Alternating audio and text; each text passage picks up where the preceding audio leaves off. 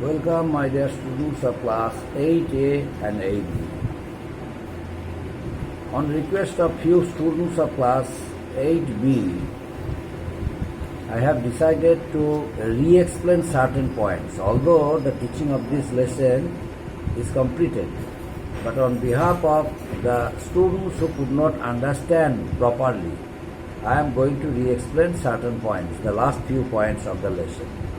Then I shall start teaching a new lesson from next year onwards. Now today's points, which I mentioned in the book, please look at it. Look at it. Conquest of Punjab, Treaty of Amritsar, the Anglo-Sikh Wars, Treaty of Lahore, expansion of Dalhousie, annexation of Ayodhya. The first one, conquest of Punjab. Conquest of Punjab. You know, the British East India Company from the very beginning was determined to establish their political control over Indian subcontinent by hook or by crook. In order to establish their political identity, political influence, the British adopted a number of expansionist policies under their governor-generals. A number of governor-general came and introduced their expansionist policy. It was Lord Wellesley who introduced subsidiary alliance, and under the terms of the subsidiary alliance, so many Indian states came under British control, you know. Then another one came who was Lord Hastings, but Lord Hastings' policy was not, Lord Hastings did not want to, annex Indian states by hook or by crook. He decided to adopt a policy of war. He declared war against the weak, states or the states of India in order to annex it. And states who accepted their challenge, they were defeated by the British, and British then annexed it. So no one could raise any objection, no one could criticize the British. There was no place of making any criticism against the British, since the British declared war and defeated them, then annexed their territory. It was the policy of paramountcy or outright wars introduced by Lord Hastings, I thought you are. But once again, Lord Dalhousie came. Lord Dalhousie came and he also introduced the same expansionist policy like Lord Wellesley. Now I am later discussing this point. The first point, you see, conquest of Punjab. What is this? The Sikh kingdom once upon a time became very powerful. It was an independent state in North India. During when their leader was Maharaja Ranjit Singh. Maharaja Ranjit Singh, in order to avoid the British, decided to make a peace treaty named the Treaty of Amritsar. It was signed in the year 1809. And under the terms of the Treaty of Amritsar, it was decided that the British would not interfere the internal crisis of the Sikhs, internal crisis of Punjab. But soon after the death of Maharaja Ranjit Singh, the British forgot their former promise and started interfering the internal political crisis of Punjab. After the death of Maharaja Ranjit Singh, there came a conflict, a crisis. There started war of successions among the rulers of Punjab. The British decided to take its advantages, and ultimately two wars were taken place between the British and the Sikh. The first Anglo-Sikh war held in the year 1845 and continued for only 1 year, and second Anglo-Sikh war. This war started in the year 1848 and continued only 1 year. It was ended by 1849. Now, what happened? What were the consequences of these two of these wars? During during the first Anglo-Sikh War, the British defeated the Sikh power and forced them to sign a treaty named the Treaty of Lahore. According to the Treaty of Lahore, the British took many advantages from the Sikhs. It was decided that the Sikh, would reduce the number of soldiers. Earlier, there was huge number of soldiers under the Sikhs, but after the treaty, at the end of after the defeat in the first Anglo-Sikh War, the Sikhs signed the peace treaty with the British, the Treaty of Lahore, and under the terms of the Treaty of Lahore, the Sikhs reduced their army to 20,000 cavalry, 20,000 cavalry, and 12,000 infantry.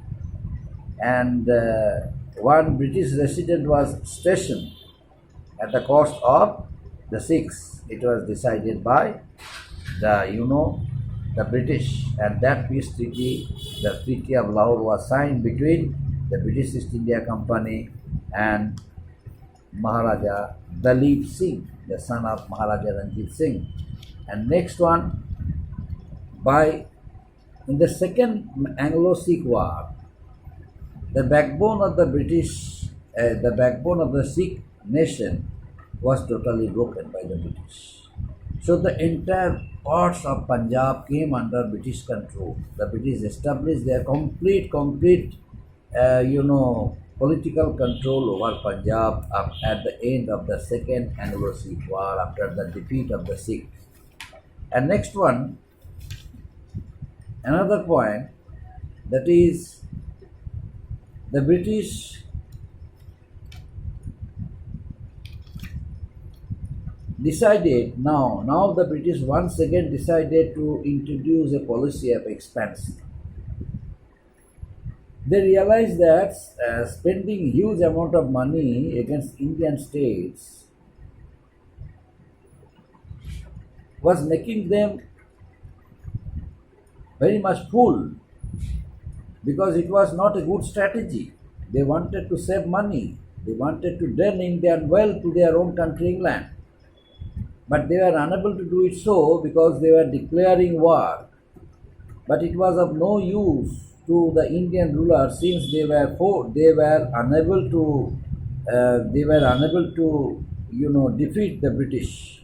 If once the Britishers were defeated, afterwards the British defeated a number of Indian rulers. That's why it should be better for them to adopt the same policy of expansion like Lord Wellesley. So Lord Dalhousie came and adopted a new policy, the doctrine of lapse. Now, what is doctrine of lapse? The Indian rulers who did not have their own male child, especially dependent states or subsidiary state, they could not they could not inherit any adopted son to the throne in order to protect their wealth, their territories. So whenever the ruler of the dependent state or subsidiary state died without leaving any natural heir or own male child, in that case that state would automatically pass into the hands of the British. It was the system of the doctrine of lapse.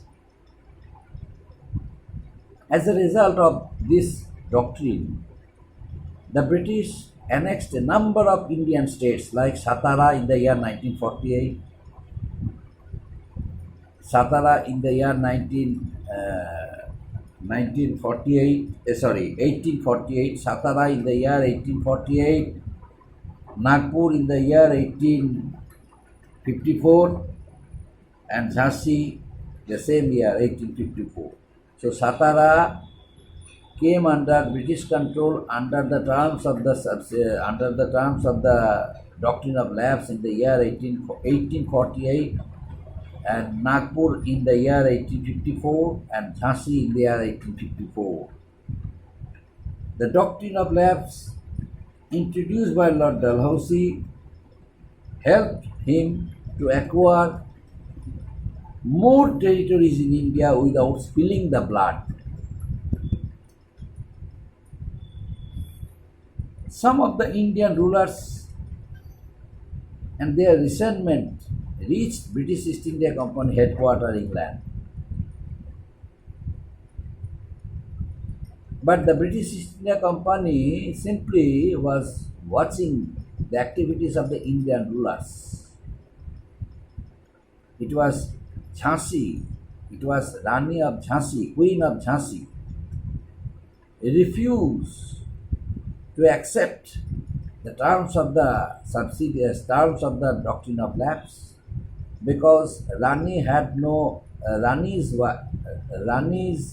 husband had not left any own child. He had not left any own child. That's why Rani, after the death of her husband, he inherited one adopted son. But according to the terms of the doctrine of lapse, adopted son would not be allowed to be the legal heir to the throne. So his right to the throne would automatically be cancelled, and he would be disqualified to be the heir to the throne. And in that case, the state would come under British control. But Rani raised her sword against the British and declared war against them. The other rulers, like the adopted son of Bajirao II, Nana Sahib, also declared war against the British. On the question of establishing their right to their throne, to their territories, they did not want to get their territories passed into the hands of the British. Why? Because they were Anand Rao, the adopted son of Rani Lakshmi Bai. There was a blood relation between Anand Rao, although Anand Rao was not Rani Lakshmi Bai's own child, but there was a blood connection between Anand Rao and Rani Lakshmi Bai.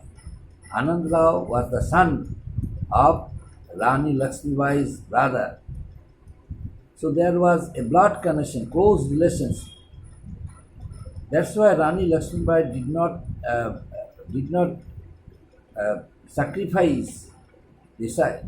want to sacrifice her independent rights in the interest of her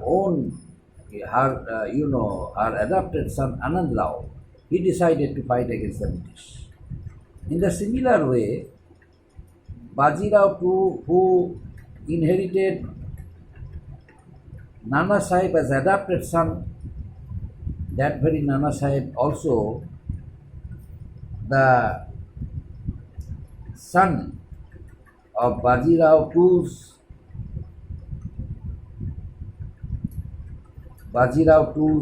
close relative. That's why it was a blood connection between Bajirao II and Nana Sahib also. But suddenly the British stopped the pension of Nana Sahib after the death of Bajirao II. The amount of pension which they had been paying to Nana Sahib after the death of to Bajirao II, after the death of Bajirao II, they stopped paying pension to Nana Sahib, since Nana Sahib had no legal right to the throne of Bajirao too. He was not the own male child of Bajirao too, but adopted son. It harmed the sentiment of Nana Sahib. So Nana Sahib also decided to fight against the British. It resulted in the first war of independence, the revolt of 1857. The resentment reached British East India Company headquarters. Ultimately, what happened to next, I shall teach you later. But next point, annexation of Ayodhya. Lord Dalhousie annexed Ayodhya under the allegations against the Nawab of Ayodhya, Wajid Ali Shah, that Wajid Ali Shah could not establish law and order in his own state. So, due to misgovernance and maladministration, his state was annexed. So, by bringing false allegations against the Nawab of Ayodhya, Wajid Ali Shah, Lord Dalhousie annexed the territory of Ayodhya. As a result, the people of Ayodhya, who had great respect for Wajid Ali Shah, Nawab of Ayodhya, they got themselves united and strongly protested against that act of, resentment, the act of humiliation of Wajid Ali Shah, Nawab of Ayodhya. And afterwards, under huge pressure, the British Governor General Lord Dalhousie decided to pay annual pension, a sum of rupees 12 lakh, to Wajid Ali Shah. And Nawab of Ayodhya, Wajid Ali Shah, was deposed. Nawab of Wajid Ali Shah, felt insulted, but he was unable to protest because the amount of money which was given to him as annual pension, a sum of rupees 12 lakh,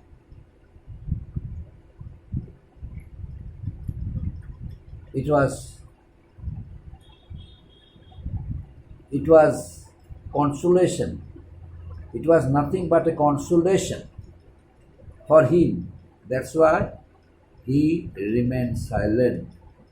So by the middle of the 19th century, the entire, parts of India came under British control, and the British East India Company became the powerful political entity in India. So this is about the following lessons. I explained it for your better understanding, for your conveniences. Next day, only one lesson is left from civics. I shall teach you. And then, once again, I shall re-explain certain points of different lessons as per the syllabus of half-yearly exam. All of you must go through your book, your text. If you have any problem, ask me questions during live classes. Thank you.